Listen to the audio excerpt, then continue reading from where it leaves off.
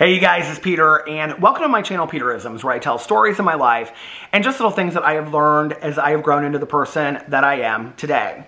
And I was just sitting here looking at the comments on my past videos. Hold on a second, my new cup. I'm gonna get a little sip of coffee here before I start. And I was just kind of like reading through the comments because I just wanted to randomly pick a topic and just like stream of consciousness, speak on it, right? And I really went in here to talk about something recovery related. And I came across this comment, and the comment is from my video, I'm Not Going to Change. I actually don't even know when this video was posted. I guess I could look. Hold on a second. Let me see how long ago I posted. Oh, I guess I posted 6 days ago.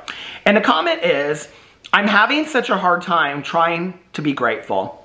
I know that sounds like I'm some horrible person, but truly I'm not. I've had a lot of change in the last 6 to 8 months. I thought they were changes I wanted, but so far I've just been so sad. And first of all, I just want to say I love this comment so much because it's so honest, you know? My friend Tanya and I were talking the other night. You know, I go to my home group in my recovery program every Tuesday nights with my best friend, Tanya Jean. And we were talking about a friend of ours that she had seen earlier in the day, and she was talking about all these things that she had said and all these truths that she had said. And I said, you know, and this is somebody that I've known for a long time, and I said, she's always so honest, right? And this is the thing. It's like, and like our friend said to Tanya, like she said, I know like it seems like I'm a mess even in recovery, right? And I said, we can be a mess in recovery. Like we don't have to be perfect examples, you know? And Tanya said something to me and I thought it was so interesting. And she said, you know, I feel like I aim to be this person that wakes up every single day and is such a good person and is, you know, tries to do the best in the world that I can do and wants to be so giving and caring and is so grateful for everything I have. She said, but most days I just don't wake up like that. She said, you know, most days I feel like I have to work towards that. She goes, do you think that's typical? Do you think that's normal? Or do you think that I'm abnormal? And I said, oh no, Tanya. I said, I think most people, including myself, okay, are people that wake up feeling ungrateful, not motivated, lacking motivation. I mean, very few people do I know that wake up in the morning and they just have absolute grace and serenity about them. And they're full of gratitude and love for the world. And they're like, oh, you know, I don't know many people like that. I just don't. And, you know, for me, it's like I get a lot of comments from people. And I feel like it's so nice when people say this to me. And they'll say, you know, Peter, you're so positive. You're so calm. You're so, you know, you look at the world in a positive way. Like, how do you get like that? And like, how do you wake up like that every day? Well, I don't wake up like that every day. I'd love to tell you that I did. I'd love to tell you that every single day I wake up and I am like so full of gratitude. Like there are some days, you guys, in all honesty, and I'm just putting the truth out there, okay, that I've had a real bad day or I'm feeling sorry for myself or things aren't going my way. And maybe the things that are not going my way in my world don't look as horrible as other people's and things like that. But maybe I just want to feel sorry for myself that day, right? Okay, so I'm feeling sorry for myself.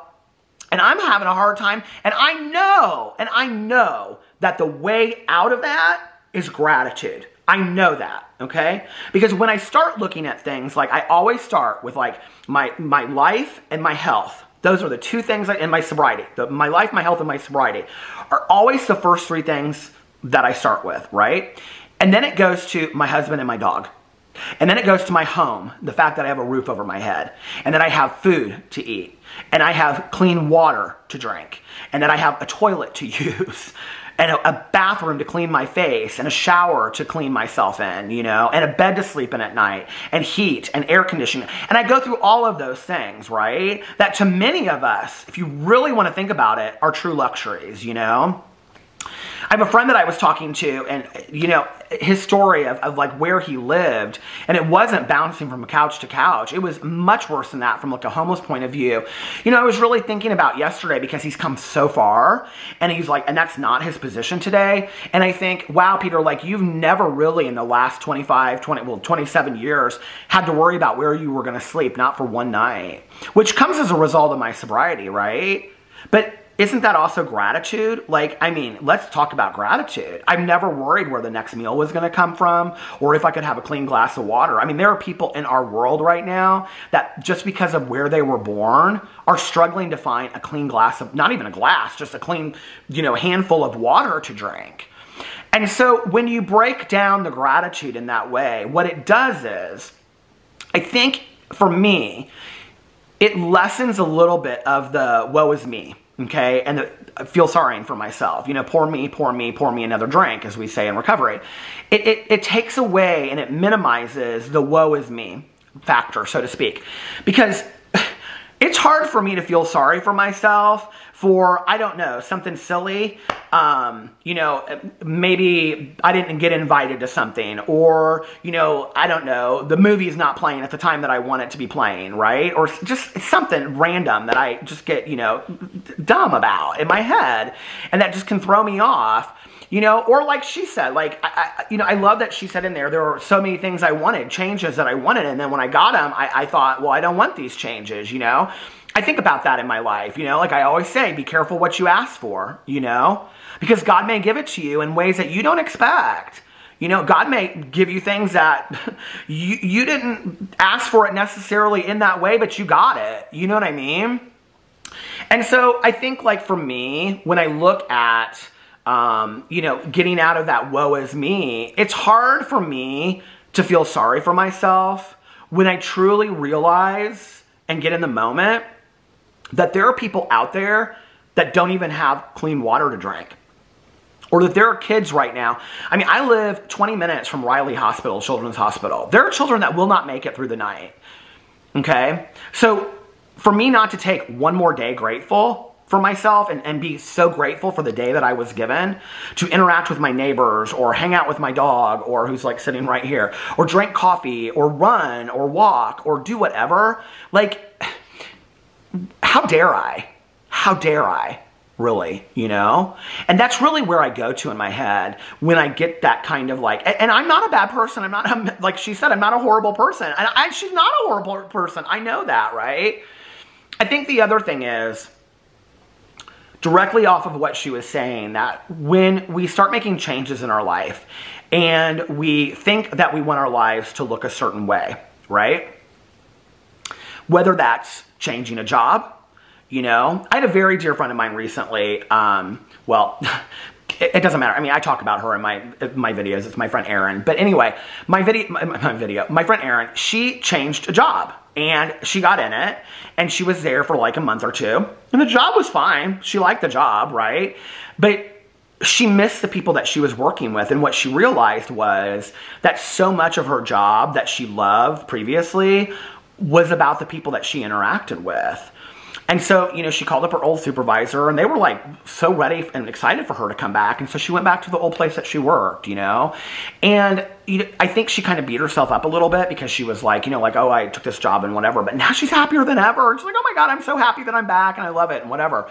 We can always change things, in life. You don't have to stay stuck in your decisions necessarily, If you move into an apartment you don't like, and you got a 6 months or a year lease, stay in it for 6 months or a year. Move as soon as that 6 months or a year is up, I think that happens to so many people. Are there changes that we make that are not that temporary, that are a little bit more difficult to get out of? Absolutely. I think getting out of relationships is hard, when you get out of it and then you look back and you think, like maybe I wish I hadn't got out of that relationship. I remember with my ex, we broke up.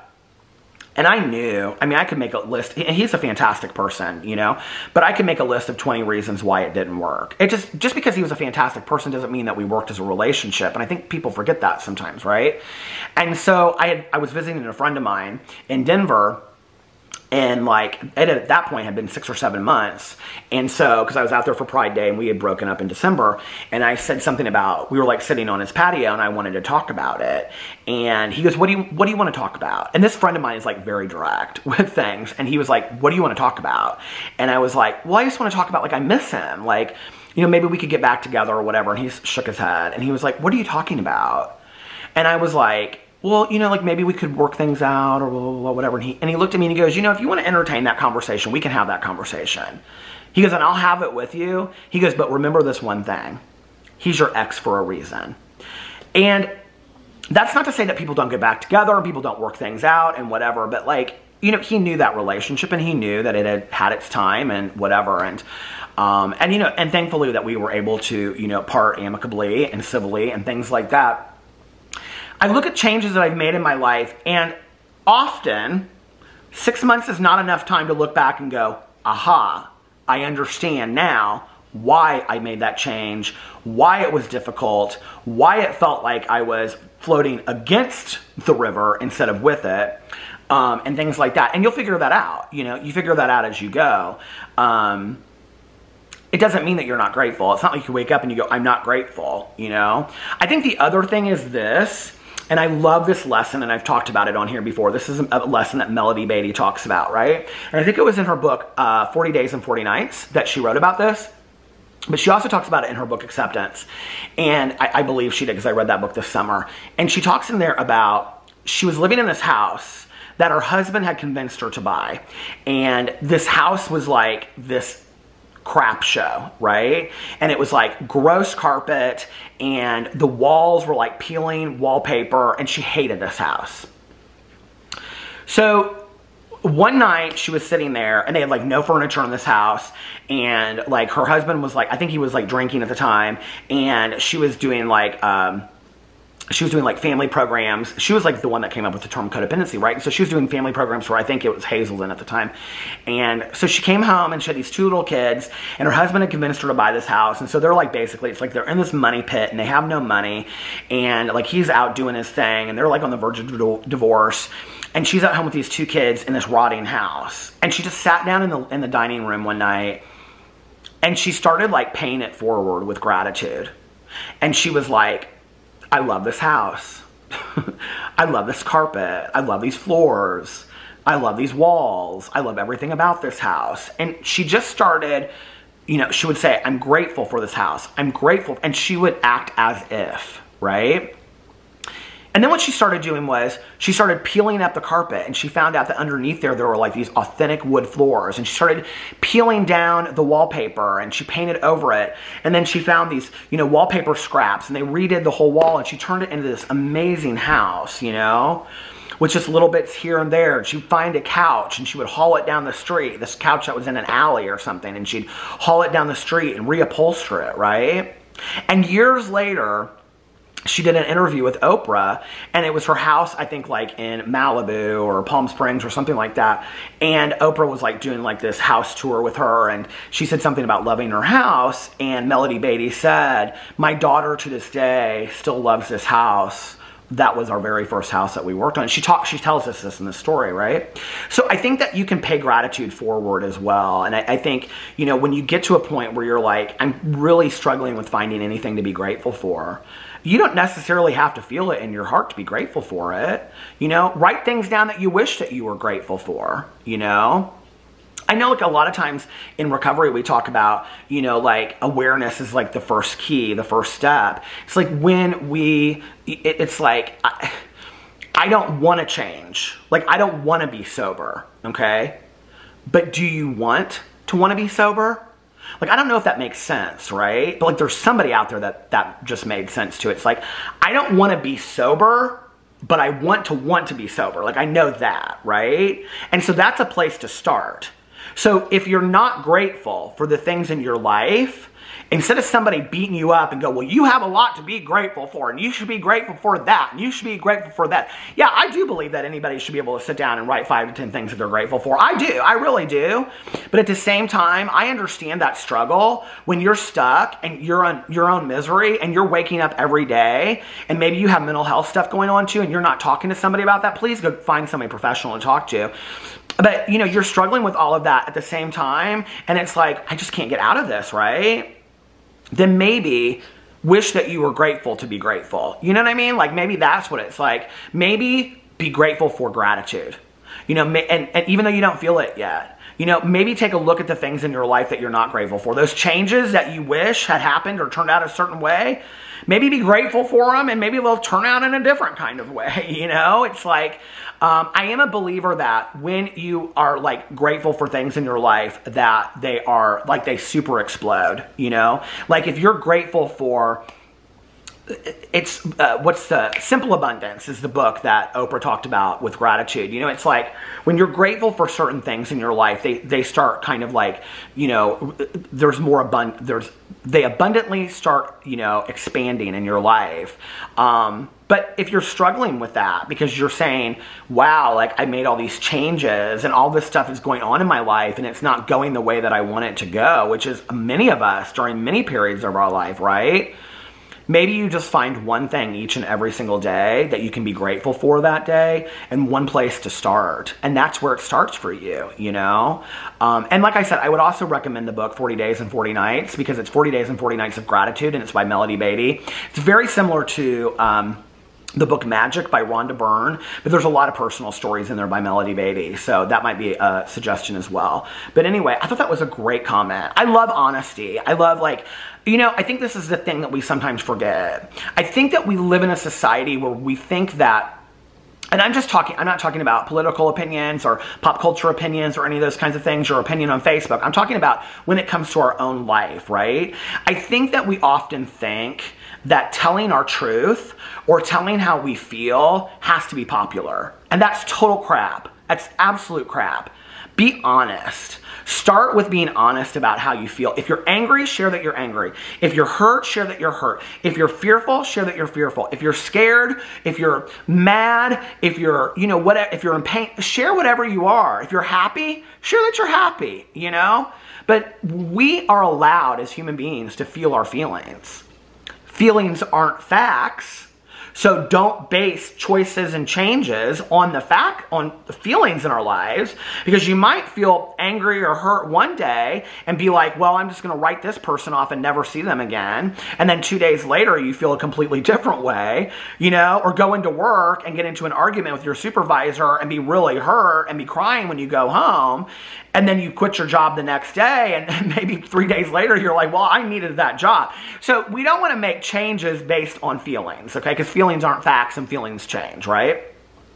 But you have a right to your feelings. And I think that that's important to remember. Everybody has a right to their feelings. Share your feelings and share your truth. And that's because that's what we have. At the end, that's all we have is our truth, you know? Anyway, and always live out loud. I love you guys, and I'll see you tomorrow. Bye.